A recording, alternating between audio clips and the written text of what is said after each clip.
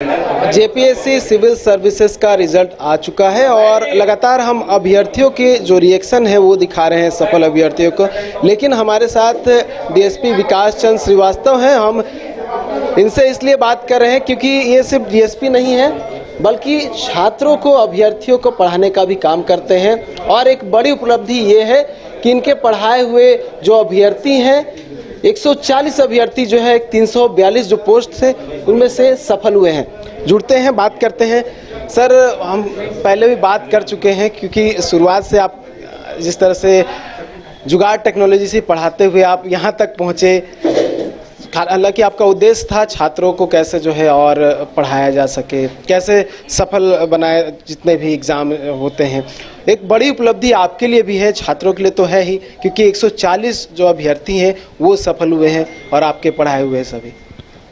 बड़ी उपलब्धि मैं नहीं मानता हूँ। बड़ी उपलब्धि उन बच्चों का है जो अपने मेहनत के दम पर यहाँ तक पहुँचे, उन परिजनों का है जिनके आशीर्वाद से और जिनके संघर्ष का नतीजा है कि आज उनके बच्चे आज इस मुकाम पर पहुँचे।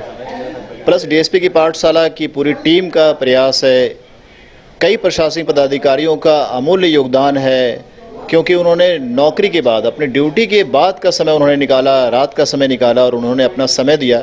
तो उस समय की महत्ता यह रही, उस समय का परिणाम ये रहा कि आज 140 बच्चे डीएसपी की पाठशाला के तहत क्वालिफाई किए। सर, आप समय कैसे निकालते थे, क्योंकि ड्यूटी भी है और ड्यूटी के साथ साथ क्योंकि ऑनलाइन क्लासेस जो आपके हम भी देखते थे कि वो उसके लिए भी आप समय निकालते थे, कैसे दोनों को मैनेज करते थे? यूट्यूब पर ज़्यादा समय हम लोग इवनिंग का टाइम ही निकाल पाते हैं। पहले मैं रात 9 बजे क्लास लिया करता था। पूरे इंटरव्यू के दौरान 6 बजे के बाद ऑफिस के समाप्ति के बाद फिर हम लोग आकर डायरेक्ट ऑफिस से यहाँ आना और फिर मॉक इंटरव्यू लेना, 11-12 बजे तक लगातार इंटरव्यू लेना, संडे को दिन भर इंटरव्यू लेना। और ये सभी समय हो पाता है जब आप अपने आसपास के भी बाकी अधिकारियों को देखते हैं कि अरे ये भी समय दे रहे हैं, तो उनसे भी प्रेरणा मिलती है और जब कैरियर बनता है किसी का तो बहुत आत्मसंतुष्टि मिलता है। क्योंकि आप खुद डीएसपी हैं तो बहुत सारे ऐसे हैं जो झारखंड पुलिस सर्विस में जुड़ेंगे, उनको क्या कुछ कहना चाहेंगे अपने एक्सपीरियंस? नवनियुक्त पदाधिकारी जो होंगे आने वाले, जो भी सफल हुए, मैं उनको सिर्फ कहूँगा कि आपका प्रोफेशन होगा, आपका ड्यूटी होगा कि लॉ एंड ऑर्डर को मेंटेन करना, क्रिमिनल को डिटेक्ट करना एंड सोसाइटी में एक पीस बनाए रखना। लेकिन इसके अलावा भी आप इंसान हैं। आपको लगता है कि आपका सोसाइटी के प्रति भी कुछ और योगदान हो सकता है, कुछ जिम्मेवारियाँ हैं, समाज के प्रति आपका सरोकार है, तो उससे भी अवश्य निभाइए। एक अच्छा सफल पदाधिकारी बनना चाहिए, एक ईमानदार बनने का प्रयास करना चाहिए एंड मानवीय संवेदनाओं को जीवित रखना चाहिए। कैसे अभ्यर्थी हैं, बैकग्राउंड क्या रहा है सबका? मिली जुली है, क्योंकि कई ऐसे अभ्यर्थी हैं जो कि गांव ग्रामीण पृष्ठभूमि से हैं, कई ऐसे विद्यार्थी हैं जिनके फादर मजदूर हैं। गढ़वा की एक लड़की थी, उसके फादर मजदूरी करते हैं। सिमडेगा की लड़की थी, उसके फादर किसान हैं। तो मिली जुली है। शहरी क्षेत्र के भी लोग हैं जो ऑलरेडी दिल्ली में तैयारी कर रहे हैं, कई ऐसे बच्चे जो अपने गांव में तैयारी कर रहे हैं और कुछ दिल्ली में अन्य बड़े शहरों में भी तैयारी कर रहे हैं। तो हम कह सकते हैं कि इस बार का जो परिणाम है वो एक मिश्रित परिणाम है। इस बार के परिणाम जो है वो शहर और गांव के बीच की दूरी को पाटने का प्रयास किया। आपका जो अभियान है कि कैसे शिक्षा जो है हर व्यक्ति तक पहुँचे, उस अभियान के तहत अभी जो उपलब्धि है उसको कैसे आगे तक सफल हो पाए? एक प्रयास जारी है, हमेशा रहेगा। सफल ये इंसेंस हो सकते हैं कि आने वाले टाइम में अगर ये प्रशासनिक पदाधिकारी भी जहाँ नियुक्ति इनकी होगी, चाहे वो किसी ब्लॉक में हो, चाहे किसी अनुमंडल में हो, अगर वो भी अपने प्रखंड में या अनुमंडल में इस शिक्षा के अलग को जगाए रखेंगे तो फिर लगेगा कि हाँ कुछ काम हो पा रहा है। बहुत बहुत धन्यवाद सर। अब हमने पहले भी बात की, सर का कैसा गाइडेंस रहा? सर का गाइडेंस बहुत इंपॉर्टेंट रहा है तैयारी में। मैं यहाँ पर मेंस आंसर राइटिंग में एनरोल हुआ था सर के पास और आंसर्स के फीडबैक काफ़ी थोरो रहते थे और वहीं से आइडियाज़ मिला कि आप आंसर को कैसे बना सकते हैं, क्योंकि मेंस का जो मार्क्स है वो बहुत ज़्यादा आपके डिटरमाइनिंग है फाइनल रिजल्ट पे। तो ये एक बोल सकते हैं एक बहुत ही हमारा बेसिक रहा, एक फंडामेंटल ये चीज़ रहा। तो सर का गाइडेंस बहुत अतुल्य है सर। डीएसपी खुद जेपीएससी क्वालिफाई करके आया तो उनका अलग एक अनुभव भी रहा। जी सर। सर्विस में जो चैलेंजेस सर फेस करते हैं और इंटरव्यू के दौरान जो हमें क्वेश्चनर तैयार किया गया, तो जो चीज़ें आपको सामने दिख रही हैं तो सर उन बातों को बताने में, प्रैक्टिकल आंसर्स हमें बताने में सर काफ़ी सही सक्षम थे, जो हम लोगों को फाइनल डे में काम आया। तो बहुत बहुत धन्यवाद। बहुत पूरा नाम बताइए, कौन सा दिन इंटरव्यू हुआ, कैसे हुआ?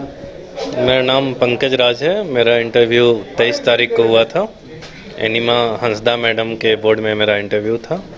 इसमें अधिकतर मेरे पुलिस सर्विसेज में क्यों आना चाहता हूँ, क्या क्या चैलेंजेस है, किस तरह के क्राइम पैटर्न बदल रहे हैं, उनको कैसे टैकल किया जा सकता है, उसके बाद जॉब प्रोफाइल रिलेटेड ये सब चीज़ें मुझसे पूछे गई थी, और हॉबीज़ रिलेटेड जिसका मैंने अच्छा जवाब दिया था। लगभग 90% क्वेश्चन मैंने सही जवाब दिया था। पैनल भी संतुष्ट थे। कौन सा अटेम्प्ट था ये आपका? ये मेरा दूसरा अटेम्प्ट है। कैसे तैयारी की थी और फैमिली बैकग्राउंड क्या है, किस तरह से फैमिली का सपोर्ट रहा? फैमिली का सपोर्ट अच्छा खासा रहा। मेरे फादर रिटायर्ड डिप्टी डीएसपी हैं, तो वो शुरू से ही गाइड करते रहे कि अच्छे से तैयारी करके इस फील्ड में आया जाए। पारिवारिक माहौल में? हाँ, पारिवारिक माहौल में तो थोड़ा टफ होता है, क्योंकि मैं शादीशुदा भी हूँ, बच्चे भी हैं, तो उसमें टाइम निकालना बहुत मुश्किल होता है। एक बच्चे हैं, तो उस बीच में कितने वर्ष हो गए? 5 साल हो गए शादी। हाँ। तो पत्नी का भी सहयोग रहा होगा? हाँ, सबका बिना हर किसी का सहयोग रहा है। तो जैसे मेरे पापा का, मम्मी का, वाइफ का, मेरे मामा जी हैं जो एक राइटर भी हैं यहाँ के, फिर विकास सर का, फिर दिनेश दिनमणि सर ने कोठा में पूरा गाइड किया कि कैसे क्या लिखना है। तो हर किसी का, दोस्तों का, टीचर्स, हर किसी का जब सहयोग होता है, एक परिस्थिति बनती है, तभी वो सिलेक्शन में कन्वर्ट होता है। तो स्ट्रगल तो है एक जॉब के साथ, ऊपर के फैमिली के साथ रहते हुए तैयारी करना। लेकिन जो कोविड के टाइम में मैंने 7 to 10th में जो तैयारी किया था, तो वो मुझे बहुत हेल्प किया, क्योंकि 50-60% सिलेबस मेरा उसी टाइम कंप्लीट हो गया था। तो मुझे बस 3-4 घंटे निकाल के रिवीजन के लिए देने होता था। तो आपने जेपीएससी क्यों चुना? जेएस भी? एक्चुअली मेरी स्कूलिंग हजारीबाग से हुई है, तो मेरे स्कूल के रास्ते में ही पुलिस ट्रेनिंग एकेडमी था, तो बचपन से ही मैं देखते रहा। तो पीटीसी पुलिस ट्रेनिंग सेंटर मटवारी में, तो बचपन से मैं देखते रहता था वहाँ पे डीवाईएसपी ट्रेनिंग करते हुए। तो एक अंदर से एक बीजर ओपन हो गया था कि आगे जाके बनना है, तो दिमाग में बस स्ट्राइक किया और पब्लिक की सेवा करना। हाँ, पुलिस के थ्रू सेवा करना है। रैंक क्या आपका? मेरा 57 रैंक है। Thank you. क्या नाम है? मेरा नाम दीपक कुमार बर्नवाल हूँ। मैं गोमिया बोकारो का रहने वाला हूँ। क्या रैंक है? मेरा रैंक 69 है और मुझे झारखंड प्रशासनिक सेवा मिला हुआ है। किस तरह से आपने तैयारी की थी ये बताइए? फैमिली बैकग्राउंड क्या है? मेरा फैमिली का बैकग्राउंड बिजनेस है। तो शुरू क्या करते हैं? मम्मी फादर बिजनेस करते हैं और मम्मी हाउसवाइफ है। पापा को देख के ही मेहनत करना सीखा हूँ। मतलब क्या करते हैं? बिजनेस करते हैं, होलसेल सप्लाई करते हैं। क्या चीज़ का? FMCG गुड हुआ, चनाचूर, बिस्किट्स, कॉन्फेक्शनरी। तो इंटरमीडिएट के बाद ही मैंने भी बिजनेस करना ही शुरू किया, साथ ही साथ ग्रेजुएशन किया, फिर MBA भी किया। फिर उसके बाद अचानक मुझे JPSC के बारे में कुछ नॉलेज नहीं था, एकदम नहीं था। तो किसी से पता चला, तो मैं सोचा एक बार इसको ट्राई किया जाए। तो 5 साल पढ़ाई छोड़ने के बाद फिर मैंने 5 साल के बाद इसको सोचा एक बार करने का। तो मैंने मार्च 2023 से शुरू किया करना, और फिर 1 साल में PT हुआ तो प्रीलिम्स निकल गया। मैंने मेन से ही तैयारी शुरू किया। मैं कभी ये सोचा ही नहीं कि मेरे को PT का तैयारी करना। मेंस करते करते ही लगभग मेरा 60 से 70% PT क्लियर कंप्लीट हो गया। फिर जो 1 महीना का तैयारी किया, PT क्लियर हो गया, फिर मेंस भी क्लियर हुआ। उसके बीच में 6 महीना जो गैप, 7 महीने का जो रिजल्ट का आप भी जान रही गैप हो गया, तो बहुत पेशेंस रखना पड़ा। नींद भी कभी कभी नहीं आने लगती थी, सो भी नहीं पाता था, रिजल्ट कब आएगा, ऐसा है। कभी कोई बोलता है कुछ हो रहा है, तो थोड़ा टेंशन तो हो जाता है। फिर लास्टली कल रात में 2:58 में डीवाईएसपी सर खुद कॉल किए और बताए कि रिज़ल्ट हो गया। मैं तो सोया हुआ था, मैं तो डर गया कि सर कॉल क्यों किए इतने रात में। फिर जो खुशी हुई सर, बहुत ज़्यादा खुशी मिली। फैमिली वालों का क्या रिएक्शन था जब पहली बार पता चला?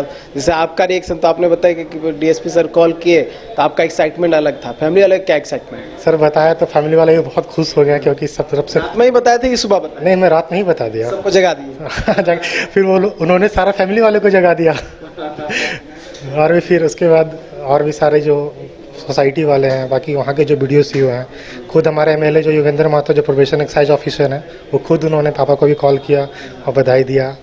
तो अच्छा लगा सर सबको। मंत्री की तरफ से खुद कॉल आया? यस सर, वो बोले भी हैं कि अगर हो सके तो आएंगे विजिट करने के लिए एक बार। कौन सा अटेम्प्ट था ये आपका? मेरा पहला अटेम्प्ट था पहला सर। अटेम्प्ट था और पहला में ही क्लियर हुआ। हाँ सर। तो आपका झारखंड एडमिनिस्ट्रेटिव सर्विस है ना, प्रशासनिक सेवा। हाँ सर। क्या करना चाहते हैं, क्या बदलाव लाना चाहते हैं? अगर जो रोल मिलेगा, कोई भी रोल मिले, किस तरह से आगे सर बढ़ें? सबसे पहली बात है कि हमें बिना बायस का मैं अपना काम करना चाहता हूँ, एकदम सही तरह से काम करना चाहता हूँ। ग्राउंड लेवल में जो प्रॉब्लम है, जो मेरे से सॉल्व हो सकता है, जिसका मैं सॉल्यूशन कर सकता हूँ मेरे तरफ से, उसका मैं हमेशा सपोर्ट करूँगा पब्लिक को और इम्प्रूवमेंट करने की कोशिश करूँगा। क्योंकि आप जान रहे हैं कि एजुकेशन बहुत बेसिक चीज़ है, जिसको मैं सुधार करके ही आप जनरेशन्स को चेंज कर सकते हैं। तो मेन फोकस एजुकेशन में आज रहना चाहिए, वो बहुत ज़रूरी है, जो अभी ग्राउंड लेवल पे उस ढंग से नहीं हो पा रहा है। तो यही कहना चाहिए। कौन सा दिन आपका इंटरव्यू हुआ था और कोचिंग का बोर्ड था, क्या क्या क्वेश्चंस थे? कुछ सर मेरा 16 को था और अनिमा हंसदा मैम का बोर्ड था। बोर्ड बहुत कोर्डियल था सर, बहुत सपोर्टिव था। जो भी किस तरह का क्वेश्चंस पूछे? नॉर्मल क्वेश्चंस पूछा गया। मैम गया तो मैम तो पहले ही नाम पूछी बस, और कहाँ से आप पढ़े हैं, क्या किए हैं, फिर MBA किए तो अब क्या करते थे, कुछ और किए हैं कि नहीं, तो मैं बोला बिजनेस किया हूँ। फिर वो बोली मैम कि एक दो क्वेश्चन पूछे ऐसे जनरली कि हॉकी का 4 इंटरनेशनल प्लेयर बताइए जो झारखंड से रिलेट करते हो। फिर जैसे मैंने इंग्लिश से ग्रेजुएशन किया था, तो जो सर थे वो बोले कि आप विलियम शेक्सपियर का कोई भी ऐसा नोबेल का नाम बताइए। तो विलियम शेक्सपियर तो नोबेल लिखते ही नहीं है, वो एक्चुअली ड्रामेटिस्ट है। तो मैंने बताया उनको कि सर वो तो नोबेल लिखते ही नहीं, वो ड्रामेटिस्ट है। तो सर ने बोला फिर एक ड्रामा बताइए, तो ड्रामा का मैंने नाम बताया। फिर जनरल क्वेश्चन बताया कि बोकारो में आप क्या चेंजेस लाना चाहते हैं, तो और एक चीज़ें पूछी गई, तो उसका आंसर दिया मैंने सर। Thank you sir. तो देखिए यही सफलता है, और अगर परिश्रम करेंगे तो बिल्कुल सफलता प्राप्त भी होगी, और यही दिखाने का प्रयास भी हमारी ओर से किया जा रहा था। जहां आपने देखा कि विकास चंद्र श्रीवास्तव जो कि DSP हैं, उनके गाइडेंस में इतने जो अभ्यर्थी हैं वो सफल हुए हैं। बताया जा रहा है कि 140 ऐसे अभ्यर्थी हैं जिन्होंने JPSC सिविल सर्विसेज में सफलता प्राप्त की है।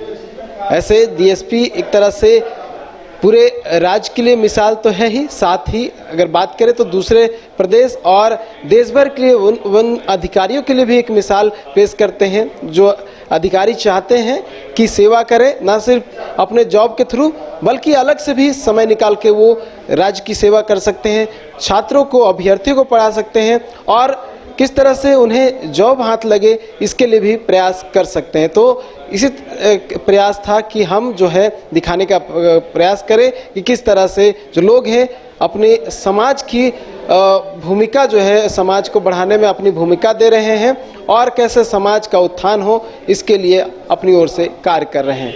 न्यूज़ बाय स्कोप के लिए कैमरा पर्सन गौरव के साथ नीरज कुमार, रांची। घर रहने का मकान भर नहीं, ये खुशियों की तिजोरी है। दरवाजे पर दस्तक देता पड़ोस, खिड़कियों से उमड़ आता आसमां, तारों में उलझी ऐसी ना जाने कितनी दास्तां। कहती हैं चले डायमंड सिटी, एक सफर हम सफर के साथ अपने घर तक। Diamond city, life long bonding, 500 से ज्यादा खुशहाल डायमंड परिवार। जल्दी करें, सिर्फ 200 फ्लैट बाकी। आज ही बुक करें अपना आशियाना।